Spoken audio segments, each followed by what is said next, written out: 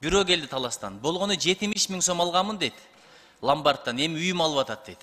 Күрөканаларда берилген насыянын пайыздык чени 2 есе азайтылышы мүмкүн. Мыйзам долбоорун экономика жана коммерция министрлиги сунуштап чыкты. Муну менен алар күнүмдүк жана жылдык пайыздык үстөгүн ачык көрсөтөт. Буга чейин ломбардтардын үстөк пайызына чектөө коюлган эмес. Мындан улам министр 280 пайыздык ставка коюп алган ломбардтарда бар экенин негиз кылды.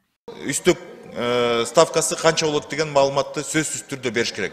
Ошондо кардарлар так билип турушат. Ставкасы мисалы үчүн жылына 200%га чейин жете турган эмелер бар да, кредиттер бар. Ошон үчүн бул маалыматты кардар толук билип турушу керек. Азыр бул мыйзам менен чектөө киргизилип атат. Мисалы үчүн эгерде орточо ставкасы улуттук банк менен бекитилип, эметилген болсо, буга үстүккө 15%дан көп ставканы жылына эметкенге мүмкүнчүлүгү болбойт да. Учурда күрөканаларда күнүнө орточо 0,3% менен насыя берилет. Муну жылдык ставка катары эсептегенде 108%га жетет. Ал эми долбоордо 47%га түшүрүү демилгеленип жатат. Мыйзамды айрым эл өкүлдөрү да колдоого алып, күрөканаларды жаап салуу сунушун беришти. Депутат Нуржигит Кадырбеков күрөканадан алган 70 миң сомун төлөй албай үйүн тартып алып жаткан факты бар экенин атады. Бир мисалды айтып берейин, кече дагы бир жолу кайталап коеюн. 70 миң алып 1 миллион 200 миң төлөш керек экен, ошо процент карыздары менен кошо. Буга чейинки төлөгөндөрдү эсепке албай, аларды алып калабыз, үйдү да алабыз деп атыптыр. Ошон үчүн муну балким бир аз жакшыртат экен жагдайды, мен колдойм. Эми ломбард деген ачыгын айтайын, балким бул сизге эмес, угуп аткандарга, биздин мекендештерибизге бул сүт-корлуктун эле бир түрү. Мындай бешене терин төкпөй туруп эле берип коюп, анан процентке акча алып байымайдын бир түрү. Бул жакшы нерсе эмес. Мындан бир ожа алып кеткендер өтө аз. Бул багытта иш алып барган Керез Рajabalieva бул мыйзам долбоорго каршы. Ал ломбардтар кыска мөөнөттө гана насыя берерин билдирип, жылдык деп эсептөө туура эмес экендигин айтат. Күрөкана кардарларга ишенимдүү, анткени кардар менен эки тараптуу келишим түзүлөт. Бизде жылдык деп эсептеген туура эмес ломбардтарды. Биз бир айлык гана бир кыска мөөнөттөгү услуга көрсөтөбүз да элдергечи, жөнөкөй адамдарга. Ал эми депутаттар аякта отуруп сүйлөгөнү менен мындай карапайым элдин немесин билишпейт алар. Муктаждыгынчы. Мындай да бизде лицензияда эмне уруксат берилсе, ошол менен гана иштейбиз. Анан кийин жана Нуржигит Кадырбеков айтып атпайбы, 70 миңге ушунча миллион деген ал жалган сөз. Аны факты менен сүйлөш керек да, туурабы? Бизде мындай кыймылсыз нүкте эч качан эч ким албайт. Мыйзам долбоордо күрөканалар насыясын төлөй албаган жарандар тууралуу кредиттик бюрого маалымат берип, кара тизмеге киргизүү укугунан ажыратуу каралган. Ломбард иштеткен Бактыгүл Жусупбекова үстөк пайыз төмөндөсө, күрөканалар өз ишин актабай калат деп эсептейт. Ал баалуу буюмдарын займга коюп, насыя алгандар зарыл учурда кайрылганын айтат.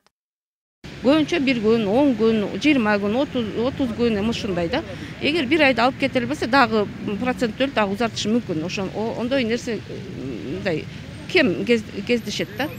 Ана проценттер тууралуу айтылганда кечээки немеде положенияда айтып атат, бир жылына 30%, 47%га чейин түшүрөбүз деп атат. Бул такыр биздин ломбардный системага дал келбейт.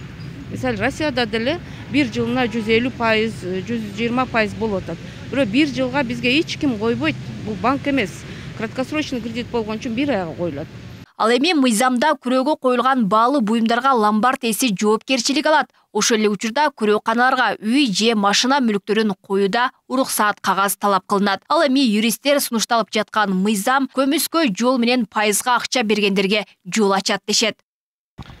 Мыйзам долбоору боюнча эгер атайын ушул пайыздарды төмөндөтүү боюнча ченемдерди киргизиле турган болсо, бул биринчиден ошол колдонуучуларга, элдерге бир аз жеңилдик болуп калышы мүмкүн, бирок ошол эле учурда бул компанияларды иштеткендерге бир аз баягындай бир кирешесине жанагындай бир залакасын тийгизип, мындай бир аз киреше болуп калышы мүмкүн да.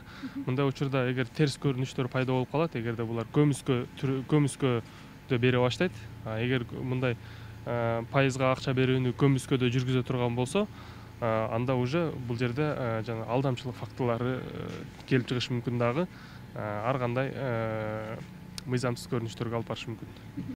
Күрөканалардан өлкө бюджетине быйыл 11 айда 70 миллион сом салык түшкөн, былтыр 25 миллион. Эске салсак, 2021 жылы финансы рыногун жөнгө салуу жана көзөмөлдөө кызматы өзүн күрөкана деп атаган Сомо компаниясынын Кыргызстандын мыйзамдарынын талаптарына жооп бербеген бардык филиал жана өкүлчүлүктөрүн жабуу тууралуу буйрук берген. Азыркы тапта Кыргызстанда 420 күрөкана иштеп жатат. Алмагүлерке Багызы, Адилбек Абдакимов, Ош ТВ.